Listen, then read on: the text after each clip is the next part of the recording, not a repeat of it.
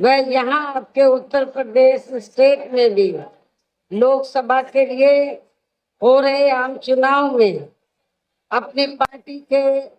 उम्मीदवारों के समर्थन में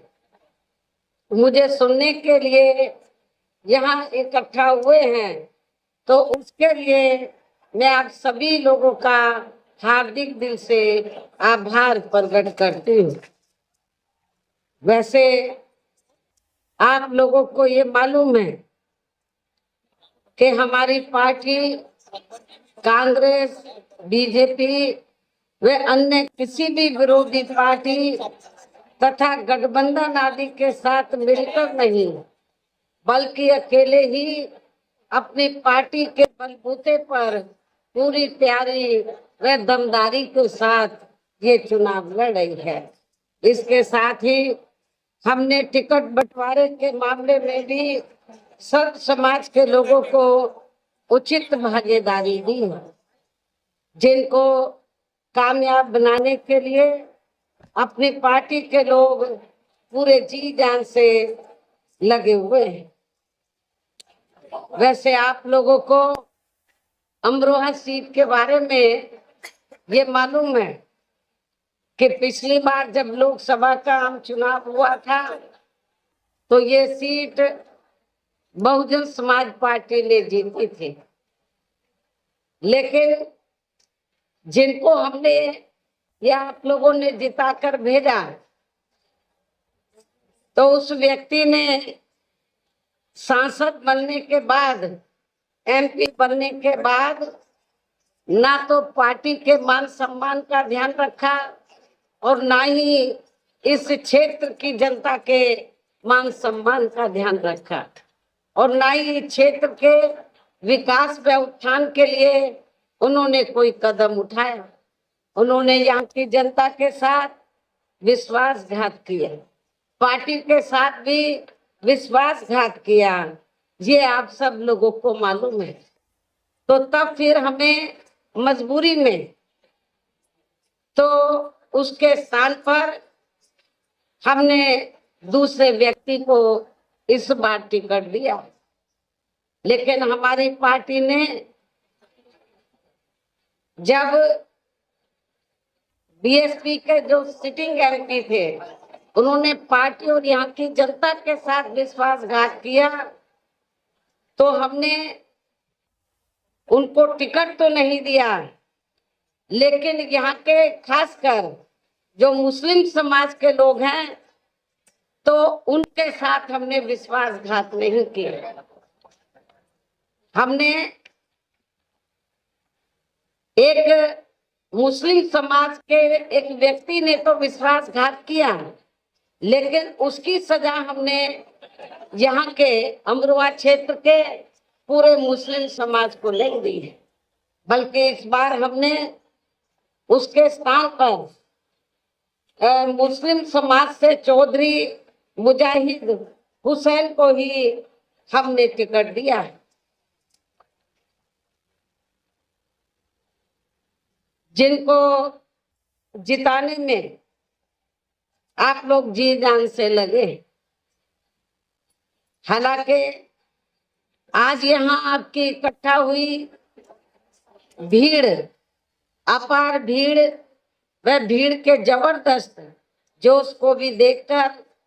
अब मुझे ये काफी हद तक भरोसा हो गया है कि पिछली बार की तरह इस बार भी आप लोग अपने प्रदेश से जहाँ लोकसभा चुनाव में अपनी पार्टी का बेहतर रिजल्ट जरूर लाएंगे और अपनी अमरोहा सीट को तो पिछली बार की तुलना में ज्यादा वोटों के अंतर से जरूर आप लोग जिता कर लाएंगे। इसके लिए अब मैं आप लोगों का ध्यान कुछ जरूरी बातों की तरफ दिलाना चाहती हूँ और इस संबंध में विशेषकर मैं कांग्रेस, बीजेपी व इनके अन्य सभी सहयोगी दलों के बारे में ये कहना चाहूंगी कि आजादी के बाद शुरू में केंद्र व देश के काफी राज्यों में भी ज्यादातर सत्ता यहाँ कांग्रेस पार्टी के ही हाथों में केंद्रित रही है। किंतु इनकी अधिकांश मामलों में रही गलत नीतियों एवं गलत कार्य प्रणाली आदि की वजह से ही फिर इस पार्टी को केंद्र में काफी राज्यों की भी सत्ता से बाहर होना पड़ा है तथा यही स्थिति इनकी सहयोगी पार्टियों की भी बनी रही है, जिसके कारण ही फिर पिछले कई वर्षों से बीजेपी व इनके सहयोगी दल केंद्र एवं काफी राज्यों की भी सत्ता में काबिज हो गए, लेकिन इनकी भी ज्यादातर रही जातिवादी, पूंजीवादी, संकीर्ण, सांप्रदायिक व द्वेषपूर्ण नीतियों एवं कार्य प्रणाली आदि से तथा इनकी कथनी व करनी में भी काफी अंतर होने की वजह से अब ऐसा लगता है कि इस बार ये पार्टी भी यानी कि भारतीय जनता पार्टी भी केंद्र की सत्ता में आसानी से वापस आने वाली नहीं है, बशर्ते यदि ये चुनाव इस बार फ्री एंड फेयर होता है तथा हम चर्चा के मुताबिक वोटिंग मशीनों में भी कोई गड़बड़ी आदि नहीं की जाती है। और वैसे भी इस बार चुनाव में इनकी कोई भी पुरानी व नई चल रही नाटकबाजी, जुमलेबाजी व गारंटी आदि काम में आने वाली नहीं है, क्योंकि अब देश की जनता काफी हद तक इस बात को समझ चुकी है। इनकी पार्टी ने अब तक देश के विशेषकर गरीबों, कमजोर तबकों, मध्यम वर्गीय एवं अन्य मेहनतकश लोगों को जो इन्हें अच्छे दिन दिखाने के असंख्य प्रलोभन भरे वायदे किए हैं तथा अनेकों हवाई व कागजी गारंटी भी दी है, तो उनका जमीनी हकीकत में अभी तक इन्होंने लगभग 1/4 हिस्सा कार्य नहीं किया, बल्कि इसके स्थान पर इनका ज्यादातर समय व ताकत भी यह इनके अपने चहेते रहे बड़े बड़े पूंजीपतियों एवं धन्ना सेठों को ही ज्यादा से ज्यादा मालामाल व धनवान आदि बनाने में तथा उन्हें हर स्तर पर छूट देने व बचाने में ही लगी रही है, जिनके अधिकांश आर्थिक सहयोग से ही ये पार्टी व अन्य पार्टियां भी अपना संगठन चलाती हैं तथा चुनाव आदि भी लड़ाती हैं, जिसका काफी कुछ खुलासा बॉन्ड की आई रिपोर्ट से भी हो जाता है। इसके साथ ही अब ऐसा लगता है कि कांग्रेस पार्टी की तरह ही बीजेपी ने भी केंद्र की तमाम सरकारी जांच एजेंसियों का ज्यादातर राजनीतिकरण ही कर दिया है। इसके अलावा देश के किसान वर्ग भी वर्तमान बीजेपी की सरकार में शुरू से ही अपनी विभिन्न समस्याओं को लेकर काफी ज्यादा दुखी व परेशान रहे हैं और अभी भी, जबकि यूपी में 4 बार हमारी पार्टी की रही सरकार ने इनके हितों का भी हर स्तर पर विशेष ध्यान रखा है। आप लोगों को मालूम है कि जब बीएसपी के नेतृत्व में यूपी की सरकार बनी है तो हमारी पार्टी की सरकार ने तो खासकर किसान वर्गों के लोगों का हर मामले में विशेष ध्यान रखा है। उनको खेती करने के लिए उनको समय से सुविधाएं दी हैं, उनकी फसल का उचित दाम दिया है। खासकर आपका ये जो क्षेत्र है अमरोहा, तो ये कारीगरी के साथ साथ किसानी के भी मामले में काफी प्रसिद्ध है। यहाँ पर काफी खेती होती है, लेकिन वर्तमान बीजेपी की सरकार ने किसानों का विशेष ध्यान नहीं रखा है। लेकिन यहाँ की इस क्षेत्र की जो फसल है, जो कारोबारी लोग हैं, जब हमारी पार्टी पावर में थी तो हमने इस मामले में पूरा ध्यान रखा है। इतना ही नहीं बल्कि केंद्र में पूर्व की रही कांग्रेसी सरकार की तरह ही वर्तमान भाजपा सरकार में भी इनकी जातिवादी, हीन, सांप्रदायिक एवं पूंजीवादी सोच व नीतियों के चलते ही पूरे देश में सर्व समाज में से खासकर गरीबों, दलितों, आदिवासियों, पिछड़े वर्गों, मुस्लिम एवं अन्य धार्मिक अल्पसंख्यक समाज के लोगों का भी पूर्ण रूप से विकास व उत्थान आदि नहीं हो सका है। और इस संदर्भ में वैसे आप लोगों को ये मालूम है कि पूरे देश में यहाँ दलितों, आदिवासियों एवं अन्य पिछड़े वर्गों का सरकारी नौकरियों में वर्षों से अधूरा पड़ा आरक्षण का कोटा भी अभी तक पूरा नहीं भरा गया है। विशेषकर एससी व एसटी वर्गों के सरकारी कर्मचारियों का पदोन्नति में आरक्षण भी अब काफी हद तक प्रभावहीन ही बना दिया गया है। साथ ही केंद्र व राज्यों में भी विरोधी पार्टियों की रही सरकारों में इन सभी वर्गों को प्राइवेट सेक्टर में आरक्षण दिए जाने की व्यवस्था किए बिना ही इनकी सरकारों के ज्यादातर सरकारी कार्य अब प्राइवेट सेक्टर के जरिए ही इनके बड़े बड़े पूंजीपतियों व धन्ना सेठों आदि को ही दिए जाने के कारण अब इनको पूरे देश में आरक्षण का बहुत कम ही लाभ मिल पा रहा है। इसी प्रकार इनका अन्य और मामलों में भी शोषण व उत्पीड़न आदि होना अभी तक भी बंद नहीं हुआ है। इनके साथ साथ मुस्लिम व अन्य धार्मिक अल्पसंख्यक समाज के लोगों की भी हालत हर स्तर पर या काफी ज्यादा खराब व दयनीय ही बनी हुई है, जिसका काफी कुछ खुलासा सच्चर कमेटी की रिपोर्ट में भी किया गया है। दहशत इन वर्गों में वर्तमान में तो काफी दहशत का वातावरण व्याप्त है, ये सब किसी से छिपा नहीं है। इतना ही नहीं बल्कि पिछले कुछ वर्षों से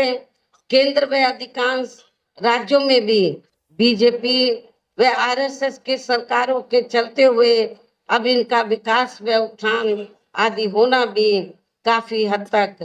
बंद सा हो गया है। आए दिन इन पर खासकर हिंदुत्व की आड़ में हो रही जुल्म जाति भी यहाँ काफी ज्यादा चरम सीमा पर पहुंच चुकी है। इनके साथ साथ अपर कास्ट समाज में से विशेषकर गरीब लोगों की भी हालत हमें कोई खास अच्छी नजर नहीं आती है। इनकी गलत कृषि नीतियों के कारण किसान वर्ग भी आए दिन आंदोलित ही रहता है। साथ ही इनकी गलत आर्थिक नीतियों की वजह से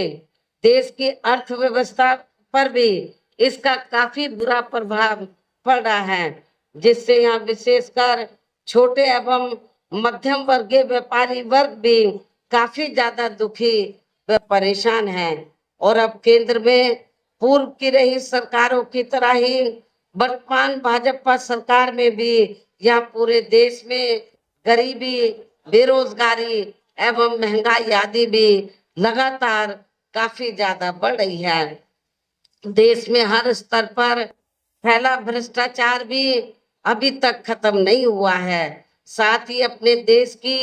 सीमाएं भी अभी तक पूरे तौर से सुरक्षित नहीं हैं। ये भी बड़ी चिंता की बात है। ऐसे में अब आप लोगों को देश में इस समय हो रहे लोकसभा आम चुनाव में कांग्रेस, बीजेपी व इनकी सहयोगी पार्टियों को भी केंद्र की सत्ता में आने से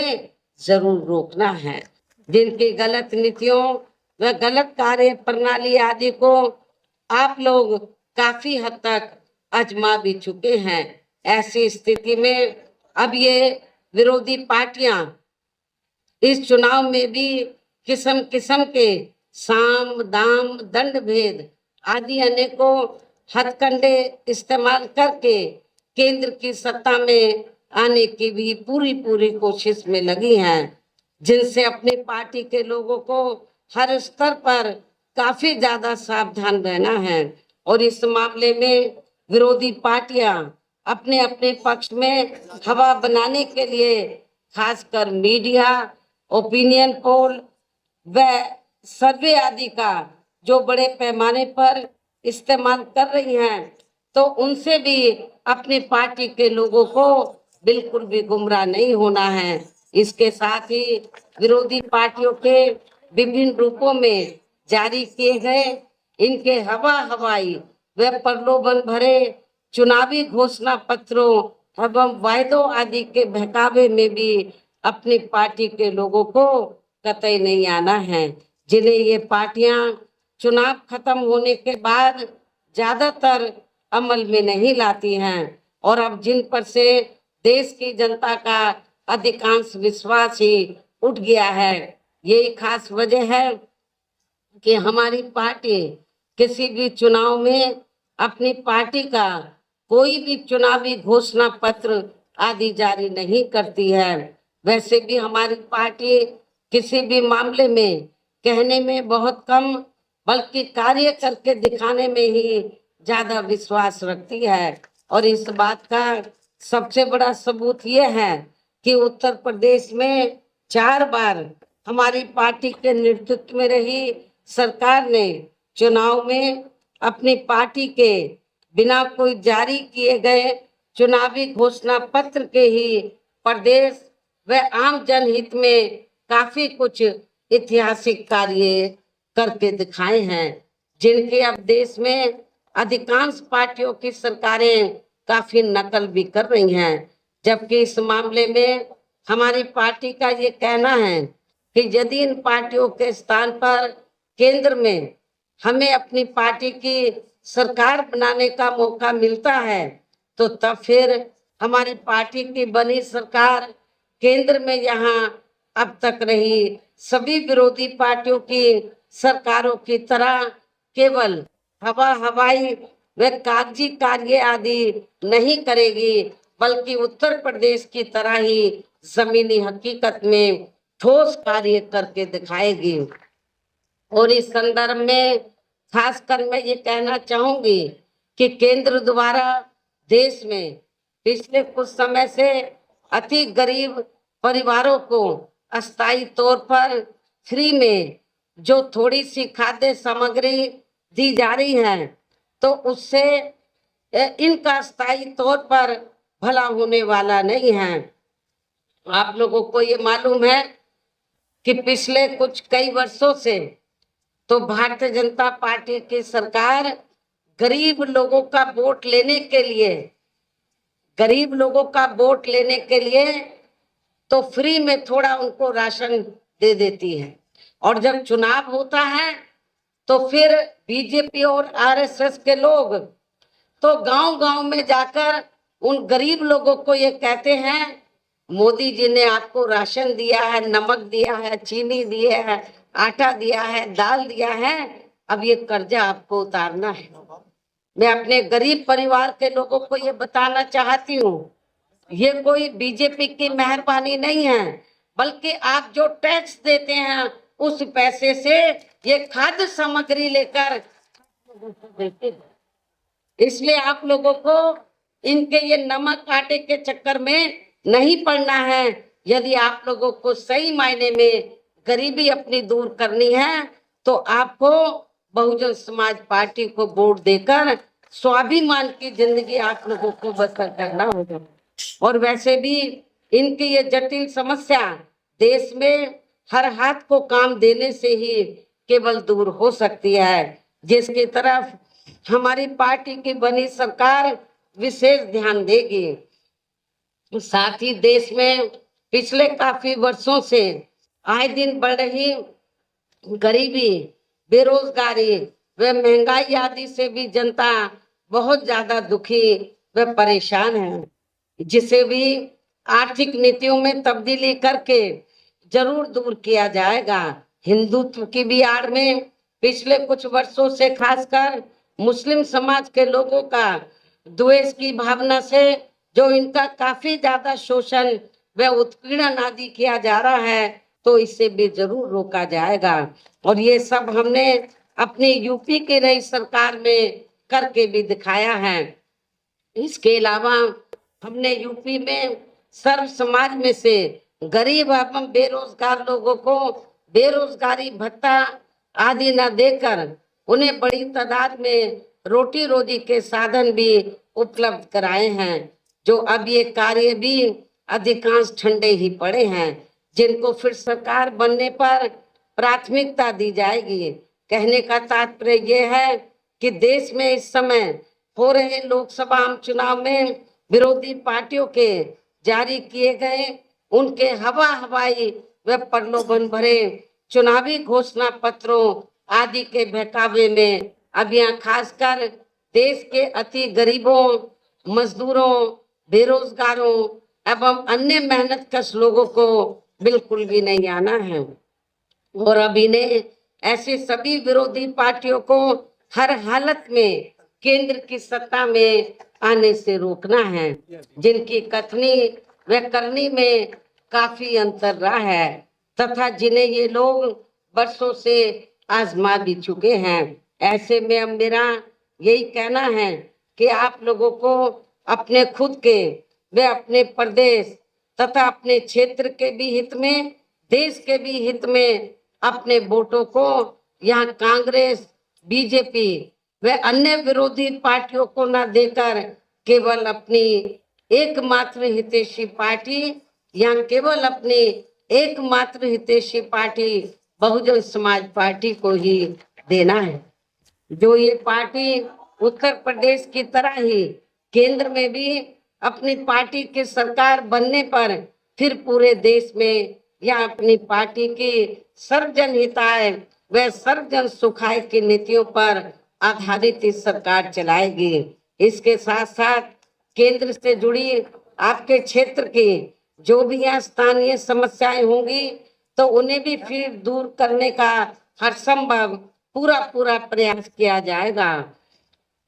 साथ ही यहाँ गरीबों, मजदूरों, बेरोजगारों, कर्मचारियों, किसानों, छोटे व्यापारियों एवं अन्य मेहनतकश लोगों के हितों का भी विशेष ध्यान रखा जाएगा। सर्व समाज में से खासकर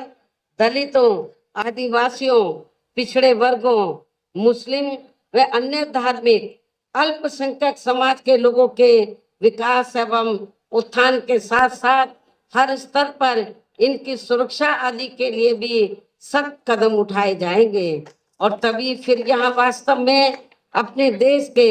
महान संतों, गुरुओं व महापुरुषों में भी विशेषकर महात्मा ज्योतिराव फूले, श्री छत्रपति शाहू जी महाराज, श्री नारायण गुरु, बाबा साहब डॉक्टर भीमराव अंबेडकर एवं मान्यवर श्री कांशीराम जी आदि का अधूरा रहा सपना जरूर साकार हो सकता है, जिनको यूपी में हमारी पार्टी की